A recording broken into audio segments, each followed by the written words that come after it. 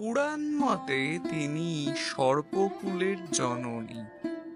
অষ্টনাগ তাকে সবসময় বেষ্টন।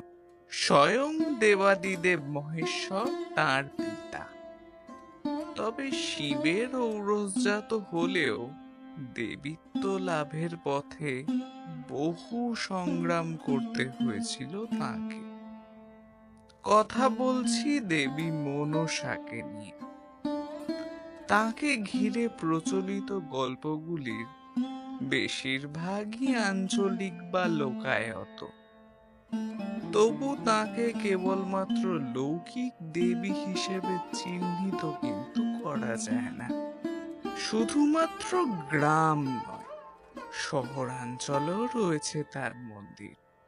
বিশেষ করে দক্ষিণ ভারতে তার পুজো নিয়ে দেখা যায় উন্মাদনা, আগ্রহ। শ্রাবণ মাসের শুক্লপক্ষের পঞ্চমী তিথি নাগ পঞ্চমী হিসেবে আখ্যায়িত। এই দিনেই দেশ জুড়ে সাড়ম্বরে পালন করা হয় নাগ পুজো। শুধুমাত্র দেবী মনসা নয়, এই দিন পুজো করা হয় বিভিন্ন নাগ নাগিনীদেরও। কি এই পুজোর মাহাত্ম্য? আসুন শুনে নেওয়া যায়। বাঙালির 12 মাসে 13 পার্বণ। শ্রাবণ মাসে পালন করা পার্বণগুলির মধ্যে অন্যতম হল নাগ পঞ্চমী। এই পার্বণ শুধুমাত্র বাঙালিদের মধ্যেই সীমাবদ্ধ থাকে না।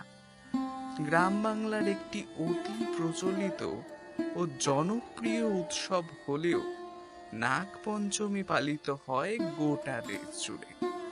এমনকি কেরল সহ ভারতের বেশ কিছু জায়গায় রয়েছে নাগ দেবতার মন্দিরও। বাংলায় মনসামঙ্গল কাব্য মনসার দেবীত্ব লাভের সেই কাহিনী আমাদের শোনায়। সেখানে উল্লেখ রয়েছে চাঁদ সদাগরের কথা। তার হাতে পুজো পেয়েই নাকি গ্রাম বাংলার মনসার পুজো শুরু হয়েছিল। তবে পুরাণ বলে অন্য এক গল্প। সেই গল্পের সূত্র ধরেই নাগ পঞ্চমী সূত্রপাত।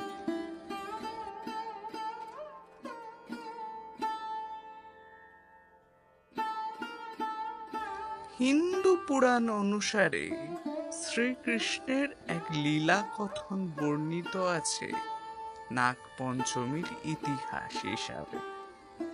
তার বাল্যকাল কেটেছে যমুনা নদীর তীরবর্তী বৃন্দাবন। তাই প্রায় সখাদের নিয়ে জলক্রিয়ায় মত্ত হতেন বালক কৃষ্ণ।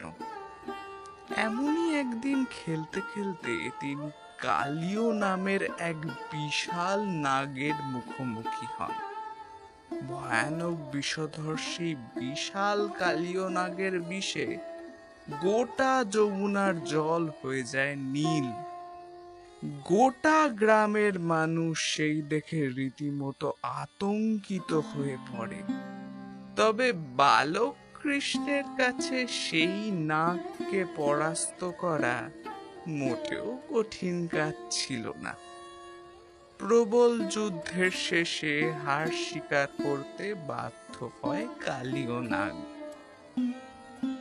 বালকের মধ্যেই স্বয়ং ভগবানকে দেখতে পেয়ে কালীয় নাগ নিজের প্রাণ ভিক্ষা চান কৃষ্ণের কাছে। সেই ঘটনা পুরাণে কালীয় দমন নামে পরিচিত। এই বাল্যলীলায় বৃন্দাবনবাসীকে আতঙ্কর হাত থেকে মুক্তি দেন স্বয়ং শ্রীকৃষ্ণ। কালীয় নাগও সেই স্থান ত্যাগ করে, কোনরূপ ক্ষতি না করার আশ্বাস দিয়ে। বলা হয় এই ঘটনা স্মরণেই পালন করা হয় নাগ পঞ্চমী। অনেকের মতে আবার এই ব্রতের সঙ্গে যোগ রয়েছে দেবাদিদেব মহেশ্বরের। শিবের প্রিয় মাস হলো এই শ্রাবণ। আবার শিবের কণ্ঠভূষণ হয়ে থাকে নাগ। তাই শ্রাবণ মাসেই পালন করা হয় নাগ পঞ্চমীর দিনে বিশেষ এক প্রথারও প্রচলন রয়েছে মহারাষ্ট্রে। সেখানে সর্পদেবতাকে পূজা নিবেদন করেন ভক্তরা। তবে এই পূজার বিশেষত্ব হলো মূর্তি নয়, জীবন্ত সাপকেই পুজো করা হয়। অন্যদিকে কেরলের নাগ দেবতার মন্দিরে দলে দলে ভক্তরা আসেন পুজো দিতে। প্রত্যেকেরই প্রার্থনা পরিবারের কারোর যেন সর্পদংশনে মৃত্যু না হয়। তবে আমাদের রাজ্যে অর্থাৎ এই বাংলাতে মনসা পুজোর সঙ্গে বৃক্ষ পুজোর এক রীতি মিলেমিশে রয়েছে। একটি বিশেষ গাছকেই সেখানে দেবী মনসা হিসেবে পুজো করা হয়। আবার কোথাও মূর্তি পুজোরও চল রয়েছে। অনেকে আবার মনে করেন নাগপঞ্চমীর দিন নাগ পুজো করলে সন্তুষ্ট থাকেন স্বয়ং শিব। তাই সব মিলিয়ে পরিবারের মঙ্গল কামনার কথা ভেবে নাগপঞ্চমীর পুজো সাড়ম্বরে পালন করেন দেশবাসী। শুনতে থাকুন সংবাদ প্রতিদিন